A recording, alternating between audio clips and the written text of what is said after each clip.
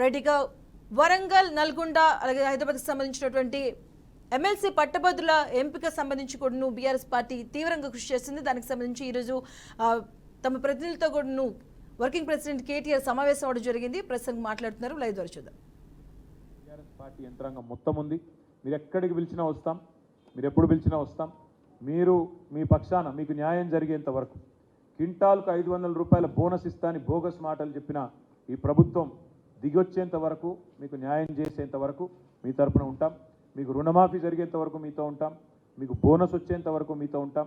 మీ తడిసిన ధాన్యాన్ని కొనుగోలు ప్రతి గింజ దాకా కొనుగోలు చేసేదాకా కూడా వదిలిపెట్టం. కొనుగోలు కేంద్రాల్లో ఈ ప్రక్రియ వేగవంతం అయ్యేదాకా కూడా వదిలిపెట్టం. ప్రజల తరపున, రైతుల తరపున మేము మీ పక్షాన నిలబడి మాట్లాడుతూనే ఉంటామని చెప్పి కూడా విజ్ఞప్తి చేస్తూ, ఎవరు అధైర్యపడవద్దని, ఎవరు కూడా మరి ఆత్మస్థైర్యాన్ని కోల్పోవద్దని చెప్పి కూడా ఈ సందర్భంగా విజ్ఞప్తి చేస్తూ ఉన్నాం. కష్టాల్లో ఉన్నప్పుడే తప్పకుండా ధైర్యంగా ఎదుర్కోవాలి. కాబట్టి తప్పకుండా మీ అందరి పక్షాన బీఆర్ఎస్ పార్టీ ఉన్నది, కేసీఆర్ గారు ఉన్నారనే మాట కూడా గుర్తు చేస్తూ ఉన్నాం. దాంతోపాటు ఇవాళ ఒకవైపు పార్లమెంట్ ఎలక్షన్లు మరి 13 తారీఖు నాడు ముగిసినాయి. ఇప్పుడు మరొక ఎన్నికకు కూడా ఇప్పుడు తెరలేచింది. 3 ఉమ్మడి జిల్లాలు నల్గొండ, ఖమ్మం, వరంగల్, ఈ 3 జిల్లాల పరిధిలోని విద్యావంతులు మరి 27 తారీఖు నాడు ఓటైపోతూ ఉన్నారు. గ్రాడ్యుయేట్ ఎమ్మెల్సీ అభ్యర్థిగా తమకు ఎవరు ఉండాలి అని ఎంచుకోబోతూ ఉన్నారు.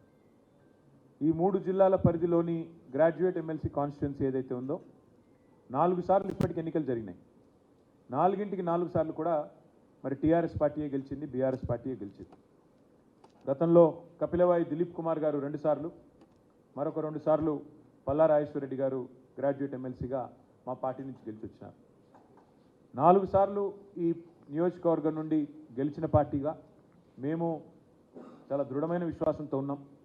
రాష్ట్రంలోని విద్యావంతులు మళ్ళీ తప్పకుండా, ఈ 3 జిల్లాల విద్యావంతులు తిరిగి మళ్ళీ కేసీఆర్ గారికి తప్పకుండా మరింత బలాన్ని చేకూరుస్తూ, మా అభ్యర్థి ఒక విద్యావంతుడు, యువకుడు, ఉత్సాహవంతుడు, బిట్స్ పిలానీలో ఇంజనీరింగ్ చేసిన అభ్యర్థి, తర్వాత మాస్టర్స్ కూడా చేశారు. తదనంతరం సాఫ్ట్వేర్ రంగంలో అమెరికాలో దాదాపు 7 సంవత్సరాలు పనిచేసిన అభ్యర్థి, విద్యావంతుడు, ఉత్సాహవంతుడు, తిరిగి మొత్తంగా రాష్ట్ర వ్యాప్తంగా కూడా మరి బలమైన ఒక ఇమేజ్ యువతలో ఉన్న ఒక మంచి విద్యార్థికుడికి బీఆర్ఎస్ పార్టీ అవకాశం ఇచ్చింది సోదరుడు రాకేష్ రెడ్డి గారికి. అట్లాంటి రాకేష్ రెడ్డి గారు మరి ఈరోజు అభ్యర్థిగా మీ ముందుకు వస్తూ ఉన్నారు. ముఖ్యంగా ఈ 3 జిల్లాల్లోని 4,70,000 పైచిలుకున్న విద్యావంతులైన ఓటర్లకు మా విజ్ఞప్తి ఒకటే, మీరు ఈ కాంగ్రెస్ పార్టీ యొక్క మోసపూరితమైన వాగ్దానాలు ఏవైతున్నాయో అవన్నిటినీ కూడా గతంలో విన్నారు. ఈ 5.5 నెలల ప్రభుత్వ ఆచరణలో ఎట్లా విఫలమైందో కూడా మీ కళ్ళ ముందే ఉంది. మెగా డిఎస్సి అన్నారు, అది దగా డిఎస్సి అయింది. మొదటి క్యాబినెట్లోనే సంతకం పెడతా అన్నారు. కేసీఆర్ ఇచ్చింది 5,000 ఉద్యోగాలే, మేము వస్తే 21,000 ఉద్యోగాలు ఇస్తామని చెప్పి రేవంత్ రెడ్డి గారు స్వయంగా చెప్పారు. మరి దాన్ని దగా చేసి ఆయన ఇచ్చిన మాటను ఆయనే తుంగలో దొక్కి కేవలం మరొక 5,000 ఉద్యోగాలు తోడు చేసి దానికి మళ్ళొక్కసారి తెలంగాణ యువతకి మోసం చేసిన ప్రభుత్వం ఈ కాంగ్రెస్ ప్రభుత్వం.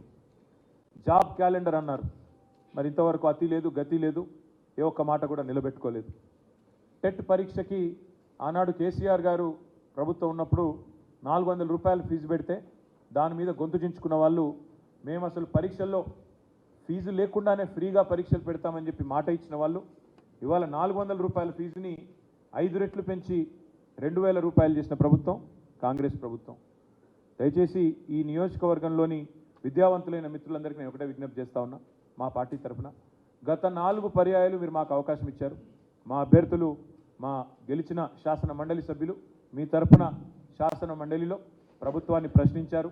ప్రభుత్వాన్ని ప్రభుత్వం నుంచి మీకు రావాల్సిన మరి ఉద్యోగాలు కానీ, ప్రభుత్వం నుంచి మీకు రావాల్సిన వసతులు కానీ, వాటి విషయంలో చాలా నిబద్ధతతో పనిచేసింది బీఆర్ఎస్ పార్టీ ఎమ్మెల్సీలు.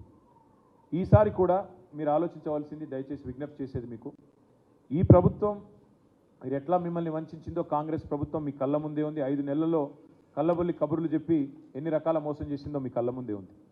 అదేవిధంగా 9.5 ఏళ్ల కేసీఆర్ గారి ప్రభుత్వంలో ఏ రకంగా విద్యావ్యాప్తికి, ఏ రకంగా మౌలిక వసతుల కల్పనకు కేసీఆర్ గారి ప్రభుత్వం పనిచేసిందో కూడా మీ కళ్ళ ముందే ఉంది. ఈ 3 జిల్లాల్లో ఉదాహరణకి నల్గొండ జిల్లాని తీసుకుంటే, నల్గొండ జిల్లాలో బీఆర్ఎస్ ప్రభుత్వం ఏర్పడక ముందు ఒక్క మెడికల్ కాలేజ్ కూడా లేదు. కానీ బీఆర్ఎస్ ప్రభుత్వం వచ్చిన తర్వాత కేసీఆర్ గారి నాయకత్వంలో 3 మెడికల్ కాలేజీలు ఒక్క జిల్లాలోనే ఏర్పాటు చేసుకున్నాం.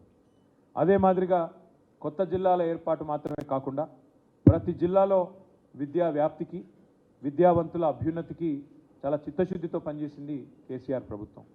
భారతదేశంలోనే అత్యధికంగా ఉద్యోగులకు, ఉపాధ్యాయులకు పే స్కేల్ ఇచ్చింది. 73% మరి ఆనాడు ఫిట్మెంట్ ఇచ్చింది బీఆర్ఎస్ ప్రభుత్వం. అదే మాదిరిగా 2 లక్షల ఉద్యోగ నియామకాలు.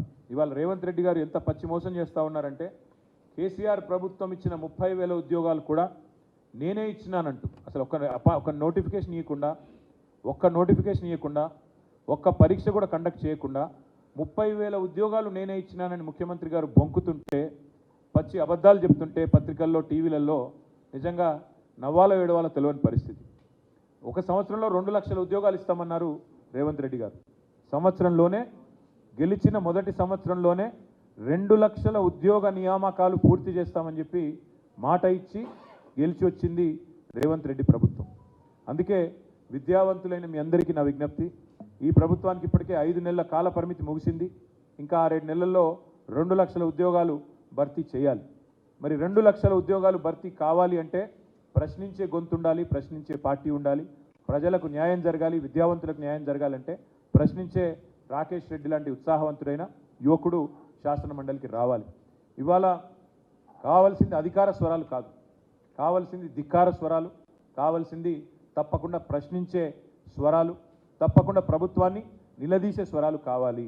అందుకే శాసన మండలిలో ఒక యువకుడు, ఉత్సాహవంతుడు, డెఫినెట్గా మీ అందరికీ కూడా రేపటి రోజున మేలు చేయగలిగే విద్యావంతుల తరపున మరి ఒక బ్లాక్ మెయిలర్ని ఎన్నుకుంటే రేపటి రోజున జరిగేది ఏంటంటే, మళ్ళీ ఆయన ఎప్పటికప్పుడు పార్టీలు మార్చడమే కాకుండా ఎప్పటికప్పుడు మీడియాను అడ్డం పెట్టుకొని బ్లాక్మెయిల్ చేసే ఒక వ్యక్తి అవతల వైపు కాంగ్రెస్ పార్టీ నుంచి పోటీ చేస్తూ ఉన్నాడు. ఆయన ఎప్పుడు ఏ పార్టీలో ఉంటాడో తెలియదు, ఎప్పుడు ఎవరిని నిందిస్తాడో తెలియదు.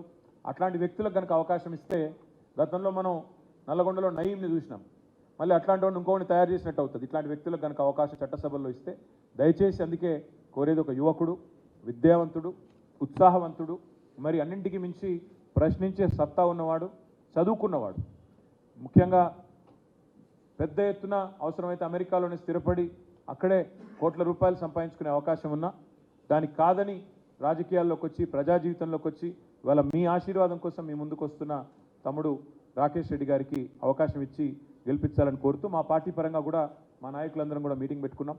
మరి రాబోయే 10 రోజులు, ఎందుకంటే 25 తారీఖు లాస్ట్ ప్రచారానికి, ఈ 10 రోజులు కూడా అందరం కూడా ఎక్కడి వాళ్ళం అక్కడ కష్టపడదామని నిర్ణయం తీసుకున్నాం. మా పార్టీ పరంగా పూర్తి ఎఫర్ట్ పెడతాం. తప్పకుండా తమ్ముడు రాకేష్ రెడ్డి గారిని 3 జిల్లాల విద్యావంతుల